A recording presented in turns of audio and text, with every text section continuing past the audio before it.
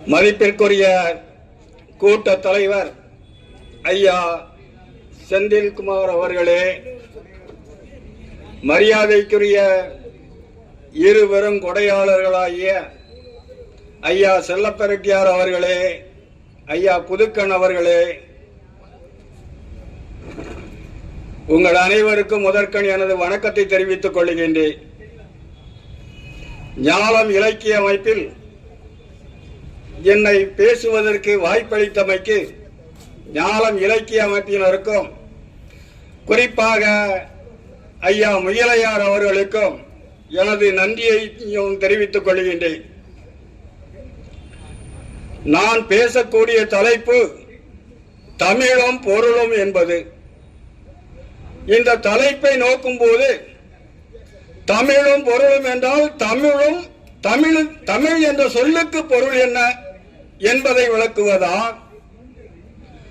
தமிழ் சொற்கள் எவ்வாறு பொருள் பயந்து நிற்கின்றன என்பதை விளக்குவதா, அல்லது தொல்காப்பியர் தமிழர்களுடைய பொருள் சிறப்பினை குறிக்கின்ற போது அகப்பொருள் புறப்பொருள் என்று விளக்குகின்றாரே அதை சொல்வதா என்றால் மூன்றையும் விளக்கலாம். ஆனால் நான் என்னை பொறுத்தளவில் இந்த கூட்டத்திலே தமிழ் சொல் ஒவ்வொன்றும் எவ்வாறு பொருள் பயக்கின்றன, ஒரு வேரில் இருந்து ஒரு சொல் எவ்வாறு கிடைக்கின்றது, அது எவ்வாறு விரிவடைகின்றது என்பதை பற்றி சொல்வதற்கு விளைகின்றேன். ஏற்கனவே காலம் கடந்து கொண்டிருக்கிறது. ஆகவே நான் கூடுமான வரைக்கும் விரைவாக செல்ல விரும்புகின்றேன். எந்த அளவுக்கு முடிகிறதோ அந்த அளவிற்கு பொருள் தொடர்போடு விடுபாடு இல்லாமல் சொல்லிவிட முடியும் என்று கருதுகிறேன். தமிழ் ஒரு அழகான மொழி, அருமையான மொழி, சிறப்பான மொழி, சுவையான மொழி. அதனால்தான் பாவேந்தர் சொன்னார், தனிமை சுவையுள்ள சொல்லை எங்கள் தமிழினும் வேறெங்கும் யாம் கண்டதில்லை என்று சொன்னார். தமிழ் சொல் தோன்றுகின்ற முறையே சிறப்பானது, சுவையானது. அசை என்று சொல்லுகின்றோம், மரம் அசைகின்றது, மாடு அசை போடுகின்றது. யாப்பிலக்கணத்திலே அசை சீர் என்று பிரிக்கின்றோம். அசைவது அசை. அந்த அசை என்பதை தமிழன் எவ்வளவு நுணுக்கமாக எண்ணி ஒரு சொல்லுக்கு ஒரு பெயரை அமைத்துள்ளான் என்பதை எண்ணும் போது வியப்பாக இருக்கும். படுப்பது படை, எடுப்பது எடை, கொடுப்பது கொடை, உடுப்பது உடை. இப்படி இந்த சொற்களை எல்லாம் சொல்லுகின்ற போது வினையின் அடிப்படையில் ஒரு சொல் அமைகின்றது. அதே மடுப்பது மடை, கொடுப்பது கொடை என்று அதை எடுத்துக்கொண்டே செல்லலாம். அதுபோன்று அறை என்று சொன்னால் பெயர் சொல் ஒரு அறை என்றால் அறுப்பது அறை. ஏன் அது அறுப்பது அறை? அறுத்து நிறுத்துவது, அதாவது பகுத்து நிறுத்துவது அறை. அதனால்தான் தொல்காப்பியர் சொன்னார், உருப்பறை குடிகோள் கொலை அலைகொலை என வெறுப்ப வந்தது வெகுளிச்சுவையே என்று சொன்னார். வெகுளிச்சுவை என்று சொல்லுகின்ற போது உருப்பறை என்றால் உறுப்பை அறுப்பது, உறுப்பை வெட்டுகின்ற போது ஒருவனுக்கு சினம் தோன்றும், அது வெகுளிச்சுவையின் பார்ப்பட்டது என்று சொல்லுகின்ற போது அறை என்கின்ற சொல்லை அறுப்பது அறை என்பதற்கு சான்றாக அவர் சொல்லுவார். ஆகவே இவ்வாறு ஒவ்வொரு சொல்லுமே ஒவ்வொரு வகையில் பொருள் தந்து நிற்கக்கூடியது தமிழ். அந்த தமிழுடைய சொல்லை நீங்கள் பார்க்க வேண்டும் என்றால் ஒரு வேர் சொல்லில் இருந்து அந்த சொல்லானது கிளைத்து கிளைத்து செல்லுவதை பார்க்கலாம். தமிழை அதனால்தான் இயன்மொழி என்று சொல்லுவார் பாவாணர். இயன்மொழி இயல்பாக தோன்றுகின்ற மொழி. அந்த இயன்மொழி இயல்பாக பொருள் தரும் சொற்களை கொண்ட மொழியாக விளங்குகின்றது என்று அவர் சொல்லுவார். இந்த தமிழ் மொழி இயன்மொழி மட்டுமல்ல, அது முதன்மொழி. வையத்து முதன்மொழி தமிழ் மொழி என்பதற்கு தொல்காப்பியரை ஒரு சான்று சொல்லுவார். அவர் தோல் வனப்பு என்பதை சொல்லுகின்ற போது சொல்லுவார், எழுமன் மொழியால் விழுமியது நூலினும் பரந்த மொழியான் அடிநிமிர்ந்து ஒழுகினும் தோல் என மொழிப தொன்மொழி புலவர் என்று சொல்லுவார். தமிழை தொன்மொழி என்று குறிப்பாக சுட்டி காட்டுகின்ற இடம் தோல் என மொழிபெயர் தொன்மொழி புலவர் என்கின்ற இடமாகும். ஆகவே இந்த தமிழானது தொன்மொழியாகும். இந்த தொன்மொழி ஞானத்தில் தோன்றிய முதன்மொழி என்பதற்கு ஐயனார் இதனார் தம்முடைய பாடலிலே சொல்லுகின்றார். வையம் போர்த்த வயங்கொலி நீர் கையகல கல் தோன்றி மண் தோன்றா காலத்து வாழோடு முன் தோன்றிய மூத்த குடி என்று சொல்லுகின்றார். பொய்யகல நாளும் புகழ் விரித்தல் என் வியப்பாம் என்று சொல்லுகின்ற போது, பொய்யகல நாளும் புகழ் விரித்தல் என் வியப்பாம் வையகம் போர்த்த வயங்கொலி நீர் கையகல. இந்த நிகழ்வு எதை சொல்லுகின்றது என்றால், வெள்ளமானது இந்த பூமி பந்தை முதலில் சூழ்ந்திருக்கின்றது. அவ்வாறு சூழ்ந்திருக்கின்ற போது கை அளவுக்கு அந்த நீர் இறங்குகின்றது. அவ்வாறு இறங்குகின்ற நிலையிலே அப்போது தோன்றியவனே இந்த தமிழன் என்று தமிழனுடைய தொன்மையை மிக சிறப்பாக சொல்லுகின்றார் ஐயனார் இதனார் தம்முடைய புறப்பொருள் என்பாம் மாலைகளை. ஆகவே இந்த தமிழ் தொன்மையான மொழி என்று நாம் பெருமைக்காகவோ உயர்வு நவிற்சிக்காகவோ சொல்வதல்ல. இன்று உலக மொழிகள் அனைத்திலுமே தமிழ் சொற்கள் அத்தனையும் பல சொற்கள் கலந்திருக்கின்றன. பல மொழிகளில் தமிழ் சொற்கள் பல இடங்களில் பயன்படுத்தப்படுகின்றன. மேலும் சொல்ல வேண்டும் என்றால், கிரேக்க நாட்டிலே உள்ள மொழி, கிரேக்க மொழியானது தமிழின் அமைப்பை ஓரளவுக்கு ஒத்துள்ளதாகவும் இருக்கின்றது. நாம் சொல்லுகின்றோம் வல்லினம் மெல்லினம் இடையினம் என்று. கிரேக்க மொழியிலும் வல்லினம் மெல்லினம் இடையினம் என்ற அமைப்பு இருக்கின்றது. இதனால்தான் சட்டர்ஜி என்பவர் சொன்னார், தமிழர்களும் கிரேக்க நாட்டில் இருந்துதான் இந்தியாவுக்குள் நுழைந்திருப்பார்கள் என்று சொன்னார். ஏனென்றால் கிரேக்க மொழியில் அனைத்து சொற்களும், பெரும்பாலான சொற்கள் தமிழ் சொற்களாகவே இருக்கின்றது என்பதை ஆராய்ந்த பின்னர் அவர் சொல்லுகின்றார், ஆரியர்கள் இந்தியாவிற்குள் நுழைந்தவர்கள் என்று நாம் சொல்லுவோம். அவர் அதற்கு மறுதலையாக என்ன சொல்லுவார், தமிழர்களும் கிரேக்கத்தில் இருந்துதான் இந்தியாவுக்குள் நுழைந்திருக்க வேண்டும் என்று, தமிழ் சொற்கள் கிரேக்க மொழியில் எவ்வாறெல்லாம் பயன்படுத்தப்படுகின்றன என்பதை எடுத்துக்காட்டி சொல்லுவார். ஆகவே இந்த தமிழானது எல்லா மொழிகளிலும் கலந்திருப்பதோடு மட்டுமல்ல, இன்றைக்கு மொழியலார் வியந்து நோக்குகின்ற ஒரு உண்மை என்னவென்றால், தமிழ் எல்லா மொழிகளிலும் உள்ள சொற்களை ஆராய்கின்றார்கள். அந்த சொற்களுக்கு வேர்ச்சொல் எங்கும் தெரியவில்லை என்று எங்கே சொன்னார்களோ அந்த வேர்ச்சொல்லானது தமிழ் மொழியில் இருக்கின்றது என்று இன்றைக்கு 1000 சொற்களை திரட்டியுள்ளார்கள். உலகில் உள்ள ஆஸ்திரேலியா மொழியாகட்டும், கிரேக்க மொழியாகட்டும், லத்தீன் மொழியாகட்டும், அல்லது எந்த மொழியாக இருந்தாலும் சரி, எந்த மொழியிலே ஒரு சொல்லினுடைய வேர்ச்சொல் எது என்று தெரியவில்லை, அல்லது வேர்ச்சொல் மயக்கமாக இருக்கின்றது, ஐயத்திற்கு இடமாக இருக்கின்றது என்று சொல்லப்படுகின்றதோ அந்த சொற்களுக்கான வேர்கள் எல்லாம் தமிழ் மொழியில் இருக்கின்றது என்பதை மிக சிறப்பாக எடுத்து சொல்லி இன்றைக்கு 1000 சொற்களை திரட்டி மொழியியல் ஆய்வாளர்கள் வைத்துள்ளார்கள். மிக விரைவில் தமிழ் மொழி வையத்தின் முதல் மொழி என்கின்ற அந்த பெருமையான ஒரு இடத்தை வைப்பதற்கு வாய்ப்பு இருக்கின்றது என்பதை இந்த நேரத்தில் நாம் நினைவு கொள்ள வேண்டும். ஆகவேதான் சொன்னார், கண்டி ஆசிரியர் சொல்லுகின்ற போது தன்னேர் இல்லாத தமிழ் என்று சொன்னார்.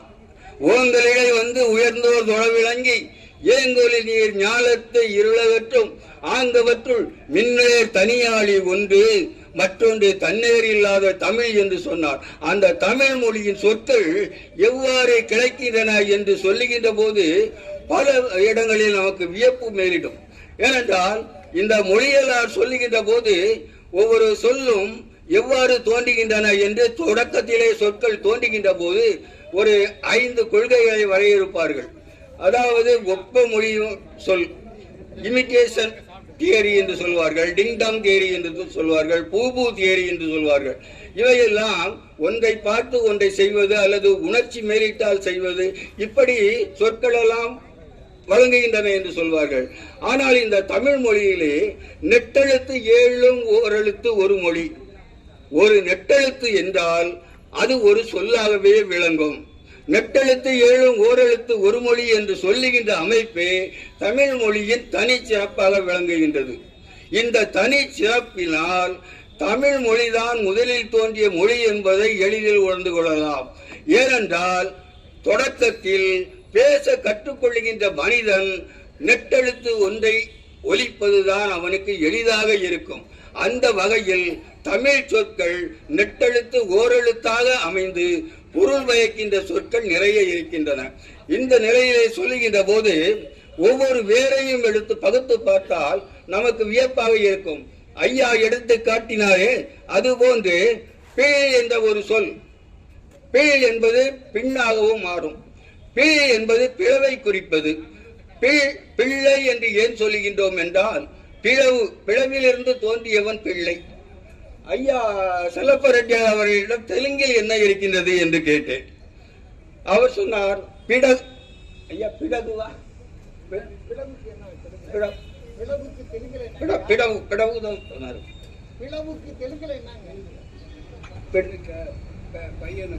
குழந்தை, குழந்தைக்கு குழந்தை, பிள்ளை, பிட்ட என்பதும் பிள் என்பதும் ஒற்றுமை உள்ள சொல்லாகும். பிட்ட என்பது தமிழிலே சொல்லுவார்கள் பிடவு என்று சொல்வார்கள். பிடவு என்றால் பிறந்திருக்கின்ற நிலைதான் பிடவு. புண்ணானது பிளவு வைத்து விட்டது என்று சொல்வார்கள். பிளவு வைத்து விட்டது என்றால் பிளந்து நிற்கின்ற நிலை, பிளந்து அகன்று நிற்பதைத்தான் பிளவு என்று சொல்லுவார்கள். ஆகவே இந்த தமிழ் சொல் பிழை என்பது பிள்ளை என்று வரும். பிழ்து பிட்டு, அந்த பிள்ளை என்பது பிளவை மட்டும் குறிப்பதில்லை, இன்னொரு சொல் அதற்கு உண்டு. பிணைப்பது, சேர்ப்பது என்பதும் பிழை என்ற சொல்லில் இருந்து வரும். ஆகவே இந்த பிழை என்பது பிள்ளை என்பதாகவும், அந்த பிழை என்பது பிளவை குறிப்பதினால் பிளவை குறிக்கின்ற ஒவ்வொன்றையும் நாம் எண்ணி பார்த்தால் பின்னால் பிட்டம் என்று சொல்லுவோம். பிட்டம் என்றால் பிட்டம் பின்னால் உருண்டு திரண்டு இருக்கிறது. பிட்டம், பில்தம், பிட்டம். அதே மாதிரி புல்தம், புட்டம் என்றாகும். புல் என்ற சொல் தமிழிலே புல் என்றாலே பறவை என்று சொல்லுவோம். ஏன் பறவைக்கு புல் என்று சொன்னான் தமிழன்? புல் என்றால் குத்து என்று அர்த்தம். பறவையானது கொத்தி மேய்வதால் அதனை புல் என்று குறித்தான் தமிழன். புல்லுவது புல், கொத்தி மேய்வதால் அது புல் என்று சொல்லப்பட்டது. அந்த புல் என்பதில்தான் புள்ளி, புள்ளி எழுத்து, மெய்யெழுத்து, புள்ளி. புல்லுவது குத்துவது என்று அர்த்தம். புல்லுவது அம்மியை புல்லுவது, புல்லுவது என்றால் அம்மியை கொத்துவது. ஆகவே புல் என்பது குத்து என்கின்ற இடத்திலிருந்து வருவது. அதில் புட்டம் என்று வரும். புல்தம் புட்டம் என்று வரும். புல்தம் புட்டம் என்றால் அது புள்ளி, துவாரம் உள்ள ஒன்று புட்டம் ஆகும். ஆனால் பாவாணர் என்ன சொல்வார்? புட்டம், புட்டத்திலிருந்து பிட்டம் வந்தது என்பார். ஆனால் நான் நினைக்கின்றேன் இரண்டும் ஒன்றல்ல, இரண்டும் வேறு வேறு வகையில் தோன்றியது. பிள் என்பதில் இருந்து வந்தது பிட்டம் என்றால் புல் என்பதில் இருந்து வந்தது புட்டம். அதாவது புட்டம் என்பது துளை உள்ள இடம், பிட்டம் என்பது பிளவுபட்டு இரண்டாக இருக்கின்ற இடம். ஆகவே புல் என்பதும் பிள் என்பதும் தனித்தனி வேர்களாக நான் சொல்லுகின்றேன். பாவாணர் எல்லாவற்றுக்கும் ஒன்று சொல்லுவார். புல் என்பதில் இருந்துதான் புல் என்பது தோன்றியது, பில் என்பதில் இருந்துதான் பில் என்பது தோன்றியது என்று பாவாணர் சொல்லுவார். ஐயா சொன்னது போல பெண் என்பது பிளவுபட்ட உறுப்பை கொண்டதால் பெண் என்று சொன்னார். பில் என்பது பெண்ணாகும், பெண் பெண்ணாகும். இகர எகர மாற்றம், பெண் நகர நகரமாக மாறுறது பெண் பெண். பெண் என்றால் அது பிளவைப்பட்டது என்று அர்த்தம். அந்த பெண் தான் பெண் தை பெட்டை என்று. பெட்டை என்பது பிளவுபட்ட, அந்த பெண் பெட்டை என்பது பெண்ணுக்கு உரிய பிளவுபட்ட ஒரு அமைப்பை கொண்ட எல்லா பறவையானாலும் சரி, மனிதனாலும் சரி, எல்லாருக்கும் அந்த பெண் தை தான் பெட்டை என்றாகிறது. ஆகவே இவ்வாறு ஒவ்வொரு சொல்லையும் விரித்துக் கொண்டே சொல்லலாம். அதே மாதிரி குள் என்று சொன்னால் குள் என்பது குள்ளம் என்பதை குறிக்கும். அந்த குள் தான் குளம் என்றாகும். குள்ளம் குளம். தமிழிலே ஒன்று சொல்வார்கள், இரண்டு குற்றெழுத்து ஒரு குறியிலோடு சேர்ந்து ஒரு மெய்யெழுத்து வருகின்ற போது அதனுடைய உருவம் இரட்டும். ஆகவே அந்த ஒற்று இரட்டிக்கும் போது குள் என்பது குள்ளம் என்றாகும். குள்ளம் என்றால் தாழ்ந்தவன், குட்டையானவன். ஆகவே இந்த குள்ளம் என்பது குள் என்ற அடிச்சொல்லிலிருந்து வந்தது. அதுதான் குன் என்றும் ஆகியது. அந்த குள் குன் என்று ஆகிய இரண்டுமே அது இரண்டு வகையில் பொருள்படும். குள் என்பது குள்ளம் என்றாகும், குன் என்பதும் தாழ்ந்தது என்ற பொருளை தரும். அதே வேளையிலே குன் என்பது உருண்டை என்பதையும் குறிக்கும். கோழி குண்டு என்று சொல்லுகின்றோம். கோழி குண்டு என்றால் அது உருண்டையானது. அதே போன்று பின்னால் சொல்லுகின்றோம் பொருள் அவையல் கிளவி என்று நாம் அதை நிறுத்திக் கொள்ளலாம். ஆனால் அதற்கும் குண்டு குண்டாக இருப்பதால் உருண்டு இருப்பதால் அது அவ்வாறு சொல்லப்படுகிறது. ஆகவே இந்த குன் என்பதற்கு தமிழகத்திலே நிறைய ஊர் பெயர்கள் உண்டு. வீராண குன்னம், குன்னங்குளத்தூர், இவ்வாறு நிறைய பொருள் உண்டு. குன்னம், இதில் குன் என்பது தாழ்ந்த இடத்தை குறிப்பது. அதே சொல் குன் என்று இருக்கின்ற போது அது குறுகிய இடத்தை குறிப்பதாகும். இந்த குன்னம் என்பது இன்றைக்கு ஒரு சட்டமன்ற தொகுதி. குன்னம் என்றுதான் அது வழங்குகின்றது. குன்னம் என்றால் அந்த பகுதியிலே குன்றுகள் நிறைந்த இடமும் உண்டு. கருங்கல் வெட்டி எடுக்கக்கூடிய இடம் குன்னம். அது குன்று என்பதால் குன்னம் ஆகியதா, அல்லது தாழ்ந்த இடம் என்றால் குன்னம் என்பது குன்னம் என்று ஆகியதா என்பது நாம் ஆராயக்கூடிய ஒன்று. அதே போன்று குன்றக்குடி அடிகளார் என்று சொல்லுவோம். அதே மாதிரி குன்னங்குடி என்று சொல்லுவோம். இந்த குன்றிமுத்து குன்னிமுத்து என்பது போல இந்த குன்று என்பது குன்னு என்று ஆகும் தமிழிலே. ஆகவே இந்த குன்று நிறைந்ததுதான் குன்றக்குடி. குன்று என்பது மிக குறைவான உயரம் கொண்ட ஒரு மலை. மலை என்றால் பெரியது. தமிழிலே மால் என்ற சொல்லை பார்ப்போம். மால் என்றால் பெரியது. நாம் இன்று மால் கட்டுகின்றான் என்று சொல்வோம். இது தமிழ் சொல். மால் என்பது அழகான தமிழ் சொல், தமிழன் கண்ட சொல். ஆனால் இன்று ஆங்கிலத்திலே அது வழங்குகின்றது மால் என்று நாம் சொல்லிக் கொண்டிருக்கின்றோம். மால் கட்டுகின்றான் என்றால் மால் என்பது தமிழ் சொல். மால் வரை என்று குறுந்தொகையிலே சொல்லுவான். ஆகவே மால் என்பதே கருப்பு என்ற பொருளும் உண்டு, பெரிய என்ற பொருளும் உண்டு. அதே போன்று பல பொருள் அதற்கு உண்டு. இவ்வாறு தமிழ் சொல்லானது ஒரு வேரிலிருந்து கிளைத்து வெவ்வேறு பொருளை தரக்கூடிய அமைப்பிலே அது விளங்குகின்றதால் அந்த தமிழ் சொல்லானது ஒவ்வொரு வகையிலும் அதனை ஆராய்கின்ற போது மிகவும் சுவையாக இருக்கும் என்பதால் அந்த தமிழை நாம் எவ்வாறு ஆராய்வது, ஒரு சொல் பிறமொழி சொல்லா தமிழ் சொல்லா என்பதை ஆராய வேண்டும் என்றால் அதனுடைய வேர் சொல்லை எடுத்தோம் என்றால் அந்த வேரில் இருந்து எவ்வாறு அந்த சொல் கிளைத்து பெருகுகிறது என்பதை கொண்டு நாம் மிக எளிதாக உறுதிப்படுத்திக் கொள்ளலாம். இதனை நாம் பல வழிகளிலே பல இடங்களிலே பல சொற்களை நாம் பார்க்கலாம். இதே போன்று குள் என்பது குன்னானது போல, புல் என்பது குன்னானது போல, புல் என்பது புண்ணாகும். புல் என்பது தாழ்ந்த புல் என்பது தாழ்ந்த நிலையில் உள்ள ஓரைடு, அதே இது புண் ஆகும். புண் புண்மை என்று இவ்வாறு அந்த சொல்லானது விரிவுபடுத்தி கொண்டே செல்லலாம். தமிழ் சொல்லிலே ஒல் என்பது ஒன்னாகும். ஒல் என்பது ஒல்லும் என்பது பல பொருளை கொண்டது. அதிலே ஒன்று என்பது ஒன்றாக இருப்பது. அதே போன்று விரல் என்பதை சொல்லும் போது பாவாணர் என்ன சொல்லுவார்? விரிப்பது விரல் என்று சொல்லுவார். ஆனால் அது எனக்கு பொருத்தமாக தெரியவில்லை. நான் சொல்லுகின்றேன் விரவி இருப்பது விரல். நாம் இந்த விரலை எடுத்துக்கொண்டால் இது ஒன்று குள்ளமாக இருக்கின்றது, அதைவிட பெரிதாக இருக்கின்றது, அதைவிட பெரிதாக இருக்கின்றது, பின்னர் அடுத்தது சிறியதாக இருக்கின்றது, அடுத்தது அதைவிட சிறியதாக இருக்கின்றது. ஆகவே விரவி உள்ள அமைப்பை கொண்டது விரல் என்பது என்னுடைய கருத்து. இதைத்தான் நான் நா என்று சொல்கிறோம். நாவு என்பது நீட்டக்கூடியது. தமிழன் நா என்ற பெயரை எதற்கு சொல்றேன்? நா என்பது நீட்டக்கூடியது. நீளக்கூடிய ஒன்றை நா என்று முதலிலே சுட்டினான். அவ்வாறு சுட்டியவன் பின்னர் நீளமான பொருளையும் நா என்று சொல்ல ஆரம்பித்து விட்டான். அதனால்தான் நாகம் என்று சொல்லுகின்றோம். நாகம் என்றால் என்ன பொருள்?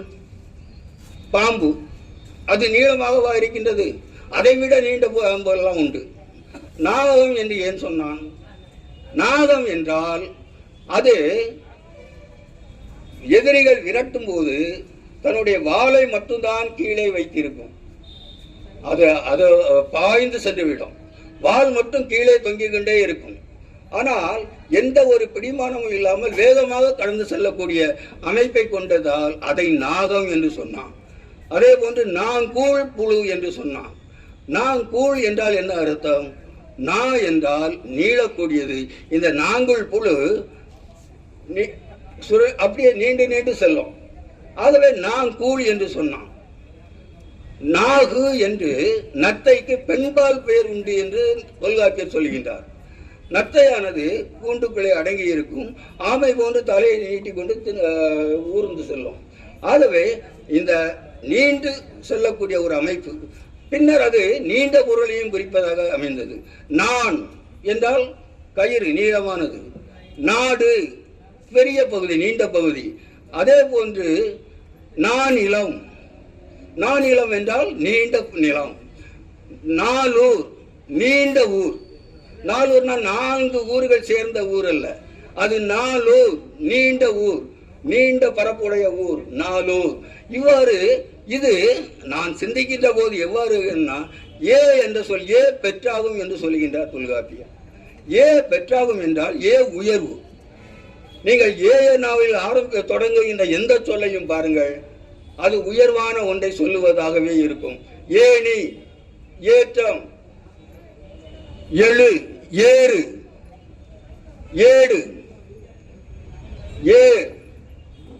இவ்வாறு இந்த ஏனா நீங்கள் சொல்லி பார்த்தால் எல்லா சொற்களுமே உயர்வை குறிக்கின்ற சொற்களாக அமைகின்றன. ஒரு சில விதிவிலக்குகள் வரும். ஆகவே இந்த ஏ என்று சொல்லுகின்ற போது அது ஏற்றத்தையே குறிப்பதாக அமையும். ஏனென்றால் ஏ உயர்வானது என்ற சொல்லில் அமைந்தது. இந்த சொல்கள் எவ்வாறெல்லாம் பிரிகின்றது பாருங்கள். கவ்வு என்ற சொல்லை எடுத்துக்கொள்ளுங்கள். கவ்வு, கவ்வு என்றால் கவ்விக் கொள்வது, 2 பிடித்துக் கொள்வது. இந்த கவ்வு என்ற சொல் கவர் என்றாகும். கவ்வு, கவை, கவட்டை எல்லாம் கவ்வு என்றால் 2ஆக ஒட்டி கொண்டிருப்பது, 2ஆக பிடித்துக் கொண்டிருப்பது கவ்வு.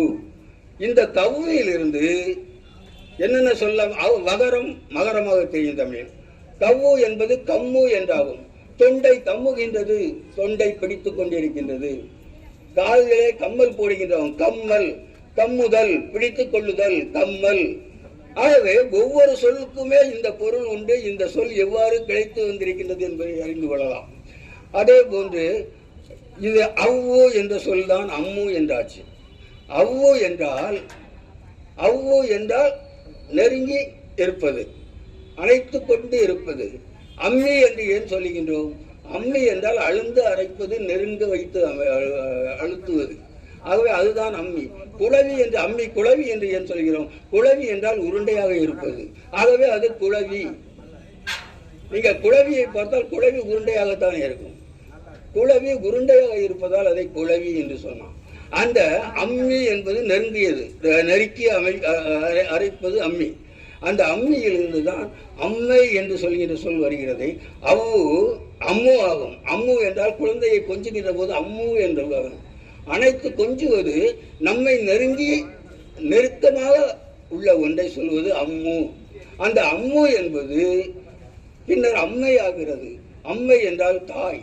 அவளும் நெருக்கமானவள், நம்மை அணைத்துக் கொள்பவள், நம்மை அரவணைத்து காப்பவள். ஆகவே அம்மு அம்மா என்றார்கள். இதே சொல் மகரம் பகரமாக மாறும். மகரம் பகரமாக மாறும்போது அம்மு என்பது அப்பு என்றாகும். அப்பு என்றால் ஆண் குழந்தையை கொஞ்சுகின்ற போது அப்பு என்று சொல்லுகின்றோம். அந்த அப்பு என்பது அப்பனாகும். அதுவும் நெருக்கமாக உறவை குறிக்கிறது.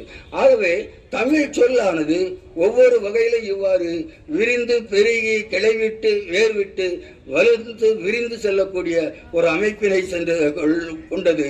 ஆகவே இந்த தமிழ் சொல் அமைப்பை ஆராய்வது மிக சிறப்பானது, சுவையானது, பெருமையானது. தமிழன் என்று சொல்லிக் கொள்வதில் நாம் பெருமை கொள்ளலாம். இன்னும் சொல்ல போனால் இந்த சமஸ்கிருதம் தமிழினுடைய அமைப்பை தான் பெரும்பாலும் பின்பற்றியது. தமிழினுடைய சொற்களையே அதிகமாக எடுத்துக்கொண்டது. அதற்கு அடிப்படை பிராகிருதத்தை சார்ந்து சமஸ்கிருதம் தன்னுடைய மொழியை வளப்படுத்தி கொண்டது, அமைப்பை ஏற்படுத்தி கொண்டது, அமைப்பை பெற்றுக் கொண்டது. பிராகிருதத்தில் இன்று நிறைய சொற்கள், தமிழ் சொற்கள் உண்டு. நாம் தயிர் என்று சொல்லுகின்றோம், பிராகிருதத்தில் இன்றும் தயிர் என்ற சொல் உண்டு, ஐயர் என்ற சொல் உண்டு. பிராகிருதத்தை பற்றி பாவாணர் நிறைய சொற்களை தொகுத்து தருவார். நாம் அத்தை என்று சொல்வது அவன் அத்தா என்று சொல்லுவான், நாம் அத்தன் என்பதை அவன் அத்தை என்று சொல்லுவான், நாம் வண்ணம் என்று சொல்வதை அவன் வண்ண என்று சொல்வான், நாம் வட்டம் என்று சொல்வதை அவன் வட்ட என்று சொல்லுவான், நாம் சுண்ணம் என்பதை அவன் சுண்ண என்று சொல்வான். ஆகவே இதுதான் இரண்டுக்கும் உரிய வேறுபாடு. அதே போன்று பாலி மொழியிலே சொன்னால் அன்னை என்ற சொல் பாலி மொழியிலே உண்டு, நாஞ்சில் என்ற சொல் பாலி மொழியிலே உண்டு, ஐயா என்ற சொல் பாலி மொழியிலே உண்டு. இவ்வாறு பல சொற்கள் தமிழ் சொற்களாகவே அங்கு இருக்கும். சமட்டு என்ற சொல் குமரி மாவட்டத்திலே சமட்டுவான் சவட்டு என்று சொல்வார்கள். அந்த சமட்டு என்ற சொல்லும் பாலி மொழியிலே உண்டு. இவ்வாறு பல சொற்கள் பாலி மொழியிலும் பிராகிருத மொழியிலும் தமிழ் சொற்கள் நுழைந்திருக்கின்றன. அந்த தமிழ் சொற்களில் இருந்து சமஸ்கிருதம் பல சொற்களை கடன் வாங்கி அது வடமொழி போல தருகின்றது. ஆனால் அது உண்மையில் தமிழ் மொழி. அவர்கள் சொல்லுவார்கள் தமிழ் மொழி வடமொழியிலிருந்து தான் பல சொற்களை கடன் பெற்றுள்ளது என்று சொல்வார்கள். ஆனால் அதனுடைய வேரை ஆராய்ந்து பார்த்தால் அதனுடைய சொற்கள் அனைத்தும், அந்த வேர்கள் அனைத்தும் தமிழ் வேர்களாகவே இருக்கும். இதனால்தான் வடமொழி வரலாறு என்ற ஒரு நூலை பாவாணர் எழுதி ஒவ்வொரு சொல்லுக்கும் வேரை எடுத்து சொல்லி இந்த வேரிலிருந்து இந்த சொல் கிடைத்திருக்கிறது. ஆகவே வடமொழியாளர் சொல்லுகின்ற கூற்று தவறு என்று பலவிதமாக வடமொழியாளர்கள் தங்களுடைய மொழியில் வழங்குகின்ற சொல்லெல்லாம் வட சொல் என்று சொல்லுகின்ற போது அது வட சொல் அல்ல, தமிழ் சொல்லே என்று பாவாணர் பெருமையோடு பறைசாற்றிக் கொள்ளுவார். ஆகவே அப்படி பல சொற்களை சொல்லலாம். காலம் கடந்துவிட்ட காரணத்தால் இத்துடன் நிறுத்திக் கொள்கின்றேன். வாய்ப்பளித்த அனைவருக்கும் நன்றி, செவிமடுத்த உங்கள் அனைவருக்கும் நன்றி கூறி இடம் அமைகின்றேன். நன்றி, வணக்கம்.